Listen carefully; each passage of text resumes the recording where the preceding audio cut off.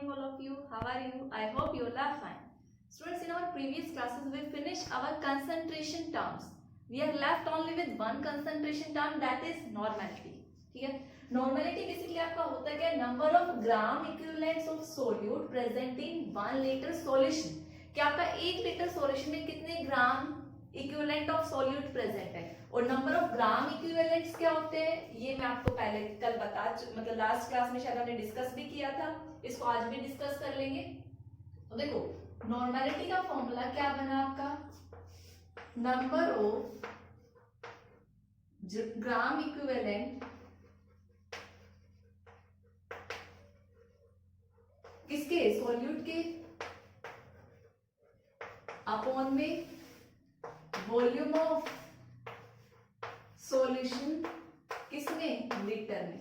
अगर ml में होता आप ml करोगे मल्टीप्लाई बाय 1000 कर दोगे। ठीक है, अब बात आती है नंबर ऑफ ग्राम इक्विवेलेंट्स क्या होते हैं आपका, यहाँ पे मैं फॉर्मूला लिख दूं किसका, नंबर ऑफ ग्राम इक्विवेलेंट्स किसके बराबर है, ये चीज मैंने आपको बताई थी, मॉलिक्यूलर आपका गिवन मास अपॉन में equivalent mass, given mass upon में इक्विवेलेंट मास। और इक्विवेलेंट मास कैसे कैलकुलेट करते हो मैंने बताया था। ठीक है, तो देखो अगर आप क्या, तो ये फॉर्मूला याद रखो, अगर आप ये नंबर ऑफ ग्राम इक्विवेलेंट की ये वैल्यू पुट करना चाहते हो यहाँ पुट करो तो आपकी नॉर्मेलिटी क्या बनेगी। देखो गिवन मास को हम किससे रिप्रेजेंट करते हैं, सॉल्यूट के W से, तो गिवन मास सपोज करो में W गिवन है, इक्विवेलेंट मास को किससे रिप्रेजेंट करते हैं, कैपिटल E से कर देते थे, E क्या है, इक्विवेलेंट मास। तो नंबर ऑफ ग्राम इक्विवेलेंट की जगह लिख दिया आपने अपॉन में वॉल्यूम ऑफ सॉल्यूशन। अगर वॉल्यूम ऑफ सॉल्यूशन लीटर में है तो ओके है, अगर ये ml में है तो इसको लीटर में कन्वर्ट करने की वो 1000 करोगे डिवाइड में तो वो ऊपर चला जाएगा। ठीक है, तो ये आपका फॉर्मूला हो गया किसका, नॉर्मेलिटी का। ठीक है, ये क्या आपको कि कितना सॉल्यूट आपने डिसॉल्व किया है।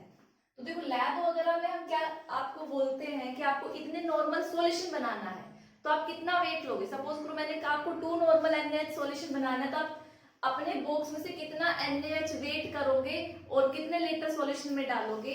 तो आपको मींस क्या फाइंड आउट करना होता है, भाई वॉल्यूम तो फिक्स है, आपको 1 लीटर बनाना है 2 लीटर बनाना है, इक्विवेलेंट वेट भी कैलकुलेट कर सकते हो, नॉर्मेलिटी मैंने बता दी, तो वहां पे आप क्या कैलकुलेट करते हो, W। तो W का फॉर्मूला सिंपल सा क्या बन जाता है, NeV/1000। ये फॉर्मूला थोड़ा लर्न करने में इजी है तो वही सिर्फ इधर उधर टर्म्स किए हैं मैंने, तो आप ये भी याद रख सकते हो, ये भी या फिर ये भी। ठीक है, अगर मैं इसकी यूनिट्स की बात करूं, यूनिट क्या होगी नॉर्मेलिटी की, नंबर ऑफ ग्राम इक्विवेलेंट पर लीटर, और नंबर ऑफ ग्राम इक्विवेलेंट को हम शॉर्ट में क्या लिख देते हैं, नॉर्मल, कैपिटल N। ठीक है, तो ये था आपका नॉर्मेलिटी के बारे में। अब हम इस पे न्यूमेरिकल डिस्कस करते हैं। तो देखो हमारा क्वेश्चन है, आपको गिवन है 4 ग्राम NaOH solution present in 500 ml जो भी है हाँ सॉल्यूशन में। ठीक है, कि आपके पास 500 ml कोई सॉल्यूशन है, भाई सॉल्यूशन इसके लिए क्या होगा, वाटर मान लो, 500 ml था, उसमें आपने क्या डाला हुआ है, 4 ग्राम NaOH डाला है, तो आपसे उस सॉल्यूशन की क्या पूछ रहा है, नॉर्मेलिटी पूछ रहा है। ठीक है, तो देखो कैसे सॉल्व करेंगे सॉल्यूशन। तो नॉर्मेलिटी का फॉर्मूला, ठीक है, मैंने अभी आपको थोड़ी देर पहले क्या बताया था, नॉर्मेलिटी क्या होता है आपका, भाई मेरे को कौन सा वाला याद है, जैसे मैंने बताया था क्योंकि लैब में प्रैक्टिस करते हैं, मेरे को ये वाला फॉर्मूला याद है, आपकी मर्जी आप जो भी याद करना चाहें, W = NeV/1000। इसमें देखो जो मास ऑफ सॉल्यूट है वो तो आपको गिवन है, आपने 4 ग्राम रख दिया, आपसे नॉर्मेलिटी पूछी है तो आप N रखोगे। अब बात आती है इनटू में इक्विवेलेंट मास, NaOH का इक्विवेलेंट मास आपको कैपिटल E कैलकुलेट करना है। इक्विवेलेंट मास क्या होता है, molecular mass, molecular mass upon में N फैक्टर, और ये पता है आपको बेस है तो OH देगा, तो कितने OH देगा, 1 मींस इसका N फैक्टर कितना है, 8। मॉलिक्यूलर मास NaH का कैलकुलेट करो, सोडियम का कितना होता है 23, इसका 16 + 1 टोटल करोगे कितना आएगा 40। तो मीन्स इसका इक्विवेलेंट मास और मोलिकुलर मास बराबर है 40, तो मैं यहाँ कितना रख दूं 40।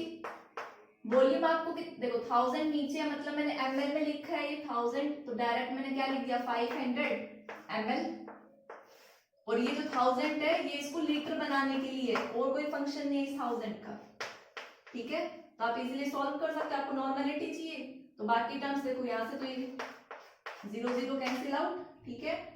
ये 5 4 जा 20, तो n कितना आ गया 4/20, 4 1 जा 4 5 जा, मींस नॉर्मलिटी आ गई 1/5 नॉर्मल, ठीक है।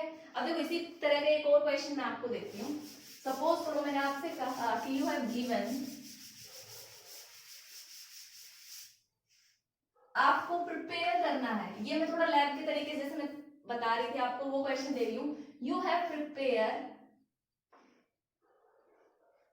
1/10 नॉर्मल सॉल्यूशन ऑफ, क्या लोगे आप, HCl ले लो, ठीक है। HCl का आपको 1/10, चलो HCl सॉलिड में होता है, HCl नहीं लेते, यहाँ पे ले लो ऑक्सैलिक एसिड, ठीक है। ऑक्सैलिक एसिड तो आप सबको पता होगा क्या होता है, COOH एंड COOH डॉट, इसके साथ 2 वाटर मॉलिक्यूल अटैच होते हैं, ठीक है। ये चीज आपको याद रखनी है।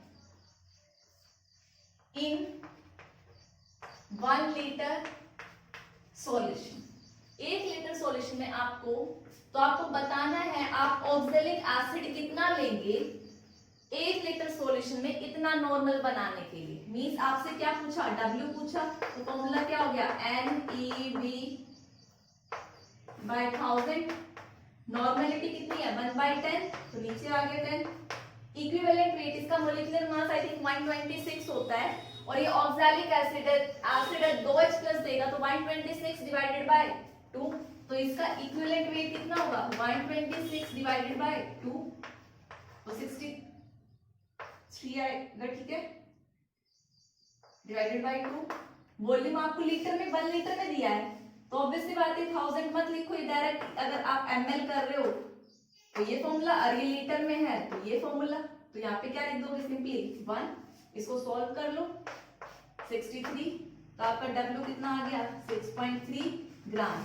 मींस आपको जो भी ऑक्सैलिक एसिड का बॉक्स पूरा जो होता है लैब में, उसमें से आप वेट मशीन पे से कितना निकालोगे 6.3 ग्राम निकालोगे मेजर करके, और वो 6.3 ग्राम अगर आप 1 लीटर सॉल्यूशन में 1 लीटर H2O में डालते और जो सॉल्यूशन बनाते उस सॉल्यूशन की नॉर्मलिटी कितनी होगी 1/10। आई होप सभी को क्वेश्चन समझ में आया होगा, note down. Student next term देखो, कंसंट्रेशन टर्म हमारी यहाँ फिनिश हो चुकी है, वो सारी आप क्लास 11th में भी पढ़ गए। अब हम अपना नेक्स्ट टॉपिक पे मूव करते हैं, what do you mean by solubility. देखो सोल्यूबिलिटी सभी को जानते हैं, कोई चीज किसी सॉल्वेंट में, मींस 2 चीजें होंगी, एक सोल्यूट होगा एक सोलवेंट होगा, तो कितना सोल्यूट किसी सॉल्वेंट में डिसॉल्व हो सकता है, घुल सकता है, वही उसकी क्या है solubility. Means amount of solute dissolve in a particular amount of solvent at a particular temperature।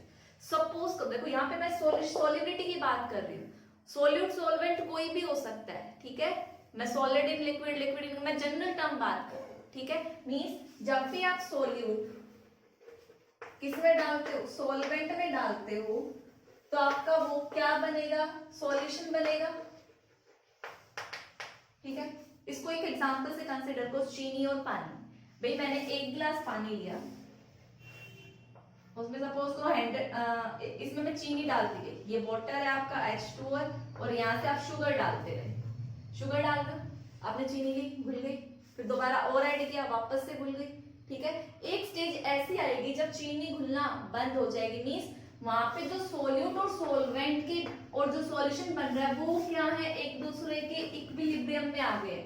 जितना सोल्यूट सोलवेंट मिलके आपको सॉल्यूशन दे रहे थे, उतना ही भाई अब सॉल्यूशन में क्या है, ये वाटर है और ये चीनी के पार्टिकल्स हैं जो उसमें डिसॉल्व हो गए हैं, तो आपस में ये क्या कर रहे हैं, कोलाइड करके बोल्स के साथ आपस में इनका अमाउंट इतना हो गया है कि कोलाइड करके वो वापस क्या बना रहे हैं, अलग अलग सोल्यूट और सोलवेंट, वापस से चीनी और वो, तो आपको स्टेज नजर आएगी कि आपका सॉल्यूशन घुलना बंद हो गया है, उन दोनों के बीच में क्या आ गया है, एक सैचुरेशन आ गया है। ठीक है, तो उसी टाइप के देखो ये वाला प्रोसेस कौन सा है, जब सोल्यूट और सोलवेंट सॉल्यूशन बनाए, तो इस प्रोसेस का नाम क्या है, डिसोल्यूशन। डिसोल्यूशन हो रहा है, इतनी बात समझ में। अगर देखो मींस इक्विलिब्रियम इधर हुआ तो ये डिसोल्यूशन प्रोसेस है। अगर सॉल्यूशन सॉलिड सॉल्वेंट अलग हो जाए, जैसा मैंने बताया पार्टिकल्स थे कोलाइड करके वापस चीनी और सॉल्वेंट अलग अलग बना दे, हो सकता है। ठीक है, तो ये प्रोसेस कौन सा होगा आपका, क्रिस्टलाइजेशन। आई होप ये डिफरेंस समझ में आया होगा, कब क्रिस्टलाइजेशन होता है, कब डिसोल्यूशन होता है। ठीक है, अब नेक्स्ट एक और टर्म आती है अनसैचुरेटेड सॉल्यूशन। अनसैचुरेटेड सॉल्यूशन, इन सब की डेफिनेशन आपको लिखनी है। अनसैचुरेटेड सॉल्यूशन कब तक था वो, जब तक मेरी चीनी उसमें घुलते जा रही थी। आपका वाटर था, आप चीनी डाल रहे थे, आपने एक चम्मच चीनी डाली, घोला, घुल गई, फिर डाला, तो मीन्स वो स्टेज क्या कहलाएगी आपका, मीन्स वो सॉल्यूशन कैसा है, unsaturated solution. When means definition में क्या लिख सकते हो, when more of solute dissolve in a solvent, और ज्यादा से ज्यादा आपका सोल्यूट डिसॉल्व होता रहे सॉल्वेंट में, वो किसी भी सॉल्यूशन की स्टेज क्या कहलाएगी, मीन्स वो सॉल्यूशन क्या कहलाएगा, अनसैचुरेटेड सॉल्यूशन। फिर एक टर्म आती है सैचुरेटेड, क्या होगा फिर, सैचुरेटेड सॉल्यूशन। तो देखो सैचुरेटेड सॉल्यूशन वो सॉल्यूशन जब चीनी आपकी घुलना बंद हो गई, when no more solute dissolve in a solvent, तो वो स्टेज कौन सी स्टेज कहलाएगी आपकी, सैचुरेटेड सॉल्यूशन। मींस जब आपका क्या अचीव हो जाए, इन दोनों के बीच में जो इक्विलिब्रियम अचीव हो जाता है, इट मींस ये इक्विलिब्रियम वाली स्टेज कौन सी स्टेज है, सैचुरेटेड सॉल्यूशन की स्टेज है। आई होप आपको ये चारों टर्म्स क्लियर हो गई होंगी वन बाय वन। ठीक है, इनको आपको लिखना है जैसे जैसे मैंने बताया। देखो हम सॉल्यूशन पढ़ रहे हैं तो आपको पता है किसी भी, ये मैं स्टार्टिंग में बता चुकी हूँ कि किसी भी सॉल्यूशन की स्टेज क्या होगी वो कौन डिसाइड करता है, जो चीज ज्यादा अमाउंट में है, सॉल्वेंट। मींस अगर आपका सॉल्वेंट गैस है तो कौन सा सॉल्यूशन होगा, गैस सॉल्यूशन। अगर आपका सॉल्वेंट लिक्विड है तो कौन सा सॉल्यूशन आपके, लिक्विड सॉल्यूशन। अगर आपका सॉल्वेंट क्या है, कोई सॉलिड है तो आपका क्या होगा, सॉलिड सॉल्यूशन। हम इस चैप्टर में क्या पढ़ेंगे, अपने लिक्विड सॉल्यूशन पढ़ेंगे। टोटल 9 सॉल्यूशन होते हैं, solid solution, liquid solution, gas solution, और हर एक के 3-3 टाइप। बट हमें कौन से स्टडी करने हैं, लिक्विड सॉल्यूशन। अब लिक्विड सॉल्यूशन क्या हो सकते हैं, लिक्विड सॉल्यूशन मैंने लिखा है मतलब ये फिक्स हो गया है कि आपका यहाँ पर सॉल्वेंट क्या होगा, लिक्विड होगा, तभी आपको लिक्विड सॉल्यूशन बता रहा है। ये स्टेट बता रहा है कौन सी स्टेट में प्रेजेंट है। तो 3 टाइप के हो सकते हैं। पहला कौन सा, सॉलिड इन लिक्विड। भाई सॉलिड यहाँ पे क्या है आपका, सोल्यूट, और जो लिक्विड है ये क्या आपका, सोलवेंट। तभी कौन सा सॉल्यूशन बन रहा है, लिक्विड सॉल्यूशन बन रहा है। सेकंड कौन सा हो सकता है आपका, लिक्विड इन लिक्विड। इसमें आपका सोल्यूट भी लिक्विड है और आपका सॉल्वेंट भी क्या है, लिक्विड है। ठीक है, थर्ड क्या हो सकता है, गैस इन लिक्विड। अब यहाँ पे गैस क्या है, सोल्यूट, और ये आपका क्या है, सोलवेंट। तो देखो तीनों में आप देख रहे होंगे सोलवेंट की तरह कौन काम कर रहा है, लिक्विड काम कर रहा है। इनमें से तीनों एग्जांपल है किसके, लिक्विड सॉल्यूशन। ठीक है, तो हमें वन बाय वन यही चीजें डिस्कस करनी है और इनके फैक्टर्स देखने, किन फैक्टर्स पे इनकी सोल्युबिलिटी डिपेंड करती है। तो सबसे पहले हम डिस्कस करते हैं सॉलिड इन लिक्विड। देखो सॉलिबिलिटी का मैंने जनरल टर्म में बताया। अगर आप यहाँ पे solubility of solid in liquid करोगे तो डेफिनेशन में क्या होगा, देखो यहाँ पे वैसे तो हम एक पर्टिकुलर सॉलिबिलिटी की बात नहीं कर पाएंगे अगर हमने सोल्यूट या सॉल्वेंट को फिक्स नहीं किया। तो जब हम इसको डिफाइन करने जाते हैं तो हम क्या कर देते हैं, सॉल्वेंट की अमाउंट फिक्स कर देते हैं। ठीक है भाई, सॉल्वेंट लिक्विड होगा, उसको हमने क्या लिया, 100 ग्राम लिक्विड में कितना सॉलिड सोल्यूट डिसॉल्व हो सकता है किसी पार्टिकुलर टेम्परेचर में कि आपका क्या बन जाए, सैचुरेटेड सॉल्यूशन बन जाए, वही उसकी क्या होगी, सॉलिबिलिटी होगी। बात तो वही है। ठीक है, बस यहाँ पे सॉलिड और लिक्विड टर्म्स डिफाइन कर दिए गए हैं। ठीक है, तो अब हम देखते हैं इसके फैक्टर्स कौन कौन से हैं। फैक्टर्स अफेक्टिंग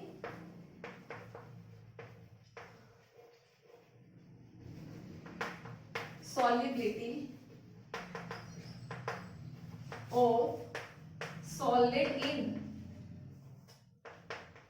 liquid, कि सॉलिड डिसॉल्व और लिक्विड में उसको कौन कौन से फैक्टर अफेक्ट करेंगे, अफेक्टिंग, ठीक है।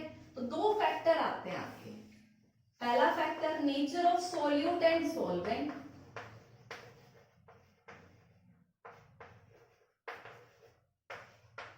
ठीक है, दोनों का नेचर क्या होगा। सेकंड फैक्टर आता है आपका टेम्परेचर। थर्ड प्रेशर, अगर हम बोलना चाहें तो प्रेशर लिख दिया, बट इस पे प्रेशर पे डिपेंड ही नहीं करता, क्यों, बिकॉज भाई प्रेशर उसी पे डिपेंड करेगा जो चीज कंप्रेसिबल हो, बट आप देख सकते हो बिकॉज जो solid and liquid are highly incompressible, ये कंप्रेस ही नहीं हो सकते भाई, सॉलिड इट्स चॉक है, मैं इसको कंप्रेस प्रेशर अप्लाई करूं तो क्या ये अपनी कुछ चेंज होगा, नहीं होगा, तो प्रेशर का इन पे कोई इफेक्ट नहीं पड़ेगा। तो आप देख सकते हो solid and liquid are highly incompressible, incompressible, उनको कंप्रेस नहीं किया जा सकता, ठीक है। तो प्रेशर टर्म हम सॉलिड एंड लिक्विड के लिए नहीं पढ़ते हैं। तो अब हम डिस्कस करेंगे nature of solute and solvent and temperature. So students, सबसे पहला फैक्टर है nature of solute and solvent, कि आपका सोल्यूट सोलवेंट किस तरह का है उस पर डिपेंड करेगा। सो आपने ये स्टेटमेंट पढ़ी होगी, लाइक डिसॉल्व लाइक, जो जिनका नेचर सेम होगा वो अपने में डिसॉल्व वही वाली चीज करेंगे, ठीक है भाई। आयनिक चीज है तो किसमें होगी, पोलर सॉल्वेंट में, और आपकी नॉन पोलर चीज है तो वो किसमें होगी, नॉन पोलर सॉल्वेंट्स में। तो जैसे अब एक्सप्लेनेशन अगर मैं लूं आयनिक कंपाउंड्स के लिए, देखो आयनिक कंपाउंड्स क्या होते हैं, आयंस में टूटते भाई वो पोलर होते हैं, तो ये किसमें डिसॉल्व होंगे, आयनिक कंपाउंड्स, भाई ये आयंस में है तो क्या होगा, पोलर सॉल्वेंट में डिसॉल्व होगा, क्योंकि पोलर सॉल्वेंट में भी क्या होते हैं, चार्जेस डेवलप हो जाते हैं। तो बोल सकते हो कि आयनिक कंपाउंड्स डिसॉल्व इन किसमें होंगे, पोलर सॉल्वेंट, नॉन पोलर में नहीं होंगे क्योंकि नेचर सेम नहीं है, डिसॉल्व इन पोलर सॉल्वेंट, ठीक है। क्यों होगा भाई, देखो इसका एग्जांपल अगर मैं लूं तो मैंने लिया NaCl, ठीक है, एग्जांपल में इसकी जो एक्सप्लेनेशन है थ्योरी वो मैं NaCl प्लस वाटर को लेके एक्सप्लेन कर रही हूं। भाई देखो इसमें चार्जेस डेवलप है, Na पॉजिटिव और Cl नेगेटिव, ठीक है। तो वाटर को चलो मैं ब्लू कलर से लिखती हूँ, ठीक है, और NaCl आपका ये है। देखो भाई सॉलिड है, आप क्या करोगे, वाटर में NaCl डालना शुरू करोगे, तो सबसे पहले तो Na पॉजिटिव और Cl नेगेटिव क्या होंगे, अलग अलग होंगे, क्योंकि सॉलिड स्टेट में तो आपको पता है, आप सॉलिड स्टेट के चैप्टर में पढ़ चुके हो, इनकी एक पर्टिकुलर लैटिस है भाई, FCC बनाया गया है, क्या कैसे प्रेजेंट है, फिक्स पोजीशन है Na पॉजिटिव की और Cl नेगेटिव की।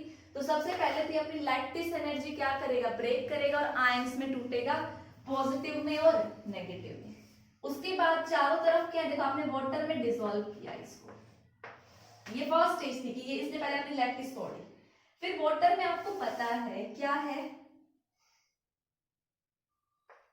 ऐसे ही वाटर मॉलिक्यूल है, ये इस पे डेल्टा नेगेटिव चार्ज होते हैं और इस पे कैसे चार्ज होते हैं, डेल्टा पॉजिटिव। तो जब ये आपने सॉल्युबल किया तो ये जो पॉजिटिव चार्ज है सोडियम पे, ये क्या अट्रैक्ट करेगा अपने चारों तरफ, ऑक्सीजन के नेगेटिव पार्टिकल्स को। तो ये जो Na है ये किससे सराउंडेड होगा, इसके ऊपर पॉजिटिव चार्ज है, तो ये वाटर मॉलिक्यूल के ऑक्सीजन से सराउंडेड होगा, जिससे क्या है, नेगेटिव चार्जेस,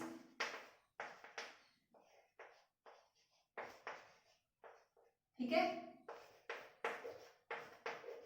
और यहाँ पे क्या होगा, अट्रैक्शन क्रिएट होगा भाई, पॉजिटिव और नेगेटिव के बीच में कौन सा फोर्स ऑफ अट्रैक्शन है, strong electrostatic force of attraction. तो आयनिक कंपाउंड्स का पोलर सॉल्वेंट में डिसॉल्व होने का रीजन क्या है, रीजन इसका क्या है, due to strong electrostatic force of attraction. तो देखो एक Na कितने वाटर मॉलिक्यूल से सराउंडेड हो गया, काफी सारे भी, चारों तरफ से सराउंडेड हो गया। तो देखो कितने फोर्स ऑफ अट्रैक्शन, कितने बॉन्ड्स बन चुके। तो जितने ज्यादा बॉन्ड फॉर्मेशन होती है, स्टेबिलिटी उतनी ज्यादा आती है, और उतनी ही ज्यादा एनर्जी क्या होती है, रिलीज होती है। और रिलीज का मतलब कोई चीज ज्यादा स्टेबल हो रही है तो वो चीज घुलेगी। ऐसे ही आपका जो Cl नेगेटिव है वो किससे सराउंडेड होगा, वाटर मॉलिक्यूल के हाइड्रोजन से, क्योंकि उस पे क्या चार्ज है, डेल्टा पॉजिटिव। तो इनके बीच में अट्रैक्शन, अट्रैक्शन, ठीक है। ये दूसरा वाटर मॉलिक्यूल, इसके बीच में अट्रैक्शन, अट्रैक्शन आप और भी बना सकते हो, ठीक है। तो ये नेगेटिव पॉजिटिव। तो इसमें डिसॉल्व होने का क्या रीजन है कि ये चीज पोलर, ये चीज पोलर, आयंस में टूटी तो अपोजिट चार्जेस के बीच में क्या होगी, electrostatic, strong electrostatic force of attraction, जिसकी वजह से क्या हो गया, ये सॉल्युबल हो गया। तो देखो यहाँ पे जो लैटिस हुई, ब्रेक हुई, तो यहाँ पे कौन सी एनर्जी इन्वॉल्व हुई थी, आपको आयंस में तोड़ने के लिए बाहर से एनर्जी सप्लाई करनी पड़ेगी, उसको हम क्या बोलते हैं, लैटिस एनर्जी, ठीक है। और यहाँ पे एनर्जी क्या हुई है, रिलीज हुई है, कौन सी एनर्जी, हाइड्रेशन एनर्जी की, वाटर मॉलिक्यूल और इसके बीच में, ठीक है। तो आप क्या बोल सकते हो कि यहाँ पे जो सॉल्युबिलिटी है वो क्या है, ये आयनिक सॉलिड के लिए जो लैटिस एनर्जी होनी चाहिए वो कम होनी चाहिए, और हाइड्रेशन एनर्जी क्या होनी चाहिए, ज्यादा, तभी चीज क्या होगी, सोल्यूबल होगी। अब देखो अगर ये ब्रेक ही नहीं हुआ होता, लैटिस एनर्जी बहुत ज्यादा होती, जब ब्रेक नहीं होता तो क्या हाइड्रेशन एनर्जी रिलीज होती, नहीं होती, वो तो सोल्यूबल नहीं होती। तो सोल्यूबिलिटी के लिए आप लिख सकते हो delta H, lactis energy, lactis energy क्या होनी चाहिए, कम होनी चाहिए, और hydration energy H, hydration energy क्या होगी, ज्यादा होगी, तभी चीजें क्या होगी, सॉल्युबल होंगी, अदरवाइज नहीं होंगी, ठीक है। तो ये था आयनिक कंपाउंड्स के लिए। नॉन पोलर, जिनको हम नॉन आयनिक भी बोल सकते हैं, ठीक है, तो वो किस में डिपेंड करेगा भाई, सोल्यूट सोल्यूट इंटरेक्शन कैसा है, सोलवेंट सोलवेंट इंटरेक्शन कैसा है, और सोल्यूट सोलवेंट इंटरेक्शन कैसा है, उसके बिहाफ पे एक्सप्लेन करेंगे। आयनिक सॉलिड के लिए क्या था आपका, strong electrostatic force of attraction, और लैटिस एनर्जी कम होनी चाहिए, किससे, हाइड्रेशन एनर्जी से, ठीक है। अब हम अपना नेक्स्ट फैक्टर डिस्कस करते हैं, टेम्परेचर। स्टूडेंट जो हमारा इफेक्ट ऑफ टेम्परेचर है सॉलिड इन लिक्विड के लिए सेम नहीं है, ठीक है। मींस आयनिक सॉलिड की अगर हम सॉल्युबिलिटी की बात करें वाटर के अंदर, तो इसको हम सॉलिड्स को भी तीन कैटेगरी में डिवाइड करते हैं भैया। ऐसे तीन टाइप के सॉलिड होते हैं, आप खुद सॉलिड देखोगे, टेम्परेचर, भैया टेम्परेचर बढ़ाने से सॉल्युबिलिटी क्या हो रही है, बढ़ रही है, पहला केस। दूसरे केस में देखोगे अगर आपने टेम्परेचर बढ़ाया तो सॉल्युबिलिटी घट गई, रिवर्स हो गया। और कुछ में देखोगे कभी इंक्रीज हो रही है और कभी डिक्रीज हो रही है, कॉन्टिन्यूअसली नहीं हो रही कि क्या तो इंक्रीज हो या डिक्रीज हो, एक बार इंक्रीज डिक्रीज, ठीक है, इस टाइप की। तो सॉलिड स्टेट के लिए इफेक्ट ऑफ टेम्परेचर में तीन टाइप के सॉलिड आते हैं। तो फर्स्ट सॉलिड इस कैटेगरी में क्या होगा, देखो इस कैटेगरी में जो आपका प्रोसेस होता है कि आप सोल्यूट लेते हो प्लस सोलवेंट लिया आपने और मिक्स होके आपका क्या बनाया, सॉल्यूशन बनाया। और इसमें अब सॉल्यूशन बनाया तो यहाँ पे देखो कैसा प्रोसेस होगा, इन चीजों के लिए आपका प्रोसेस होगा एंडोथर्मिक, मींस आप यहाँ पे एनर्जी दोगे, हीट एनर्जी दोगे। भाई जैसे NaCl था, लैटिस तोड़ने के लिए मैंने कहा था ना आपको एनर्जी सप्लाई करनी पड़ेगी, मींस यहाँ पे देखो प्रोसेस क्या है, एंडोथर्मिक है, और ये इक्विलिब्रियम में होता है। अब अगर एंडोथर्मिक है और आप टेम्परेचर बढ़ा रहे, इसको टेम्परेचर चाहिए, तो देखो कौन से डायरेक्शन में जाएगा, फॉरवर्ड में। मींस सॉलिड्स के लिए जब आप बोलोगे सॉल्युबिलिटी इंक्रीज हो रही है with increase of temperature, means ये कैसा प्रोसेस होगा, डिसोल्यूशन वाला, एंडोथर्मिक होगा। और ली चैटलियर प्रिंसिपल के अकॉर्डिंग जब आप टेम्परेचर बढ़ाओगे तो रिएक्शन कहां जाएगी, फॉरवर्ड डायरेक्शन में जाएगी। मींस आपका सोल्यूट और सॉल्वेंट क्या देंगे आपको, सॉल्यूशन बना के देंगे, और अगर आपने टेम्परेचर घटा दिया तो रिवर्स प्रोसेस हो जाएगा, ठीक है। इसके अगर एग्जांपल की बात करें तो आप ले सकते हो NaCl, KCl, NaNO3, ये सारे क्या हैं, एंडोथर्मिक। अभी आप हीट सप्लाई करो, टेम्परेचर बढ़ाओ तो आपकी सॉल्युबिलिटी उतनी ही ज्यादा इंक्रीज होगी। नमक को ले लो, आपने नमक को आप रूम टेम्परेचर पे डिसॉल्व करते हो, भाई आपने आप डालते गए, ठीक है, एक स्टेज आएगी घुलना बंद हो गया, फिर क्या करो, उसी सॉल्यूशन को गर्म करो तो देखो कि नमक घुल जाएगा। मीन्स सॉल्युबिलिटी इंक्रीज हुई किसके साथ, टेम्परेचर के साथ। अगर इनका कर्व बनाओगे आप, ठीक है, या आप कॉपी कर लेना।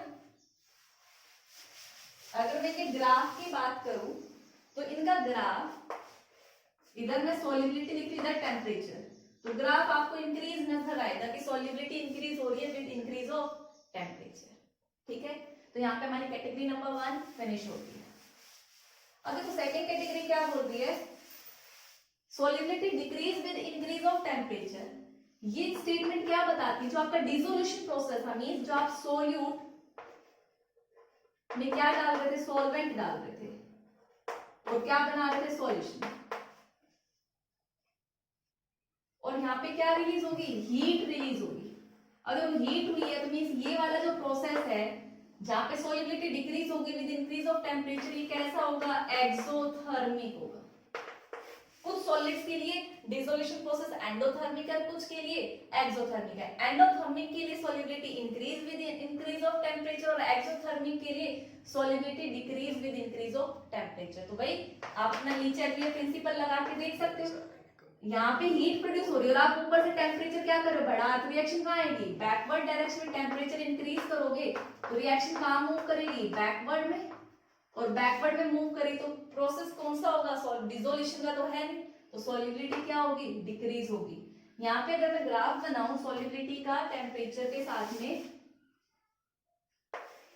तो आपको कैसा नजर आएगा, डिक्रीज का नजर आएगा। ठीक है, ये सॉल्युबिलिटी, ये टेम्परेचर। तो यहाँ पे हमारी सेकेंड कैटेगरी फिनिश होती है। Now move on third type, कि जिनमें हम सॉल्युबिलिटी के बारे में कुछ बोल नहीं सकते कि इंक्रीज होगी या डिक्रीज होगी। देखो ऐसे जो सब्सटेंस है वो हीटिंग के साथ क्या होते हैं, अपनी पॉलीमेरिक फॉर्म में चेंज होते हैं। अगर ऐसे सॉलिड्स, ये वो सॉलिड्स शो करेंगे जो क्या होते हैं, on increasing temperature they converted into polymeric form. ठीक है, इसके लिए अगर मैं एग्जांपल लूं तो जैसे आप एग्जांपल के लिए ले सकते हो Na2SO4 .10H2।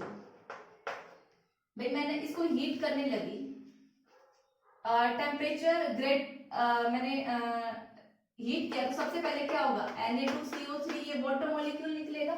ठीक है, अब फिर क्या होगा, Na2CO3 आपका हीट होगा। ठीक है, तो पहले अगर मैं टेम्परेचर देखूं तो इस केस के लिए कितना आता है, 32.4। अगर मैंने अबाव किया तो ये इधर जाएगा, और अगर मैंने बिलो किया 32.4 से तो ये रिएक्शन बैकवर्ड आ जाएगी। मींस अगर मैं इसका कर्व देखूं, सॉल्युबिलिटी वर्सेस टेम्परेचर, भाई मैं टेम्परेचर बढ़ाती रही, इसके ऊपर करती रही, तो Na2SO4 इसमें कन्वर्ट हो गया। ठीक है, यहां तक गया। ये जो पीक आई टेम्परेचर की, कौन से वाले की है, 32.4। उसके बाद ये क्या होगा, सॉल्युबिलिटी डिक्रीज हो गई। मींस यहाँ पे तो कौन सी वाली इक्वेशन क्या रहेगा आपका, Na2SO4 .10H2, और यहाँ पे क्या आपका Na2SO4। तो देखो ना तो ये एक बार इंक्रीज हो रही है फिर डिक्रीज हो रही है। ठीक है, तो कुछ सॉलिड आपके इस कैटेगरी में आते हैं।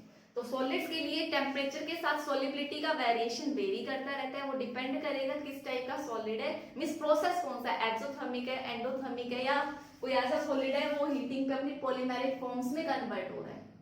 ठीक है, और प्रेशर का इस पे कोई इफेक्ट पड़ता नहीं है। तो आप ये कॉपी करो। सो स्टूडेंट्स, हमने यहाँ पे क्या फिनिश कर लिया, अपना solid in liquid part finish कर लिया और उसके फैक्टर्स कंप्लीट डिस्कस कर लिए। ठीक है, कल की क्लास में हम मूव करेंगे, काफी इंपॉर्टेंट क्लास है, एग्जाम में ज्यादातर वहीं से क्वेश्चंस आते हैं, दैट इज आपकी गैस इन लिक्विड, और उसके फैक्टर्स देखेंगे, वहां पे आपका हेनरी लॉ आएगा। ठीक है, तो आपको ये क्या करना है, जितनी भी कंसंट्रेशन टर्म है उसके न्यूमेरिकल्स प्रैक्टिस करने, और ये वाला आपको सॉलिड इन लिक्विड सॉल्यूशन के फैक्टर से भी एक 1 मार्क 2 मार्क का क्वेश्चन आ सकता है, तो इनको भी बहुत अच्छे से करना है। तो that's all for today's lecture. Thank you and have a nice day.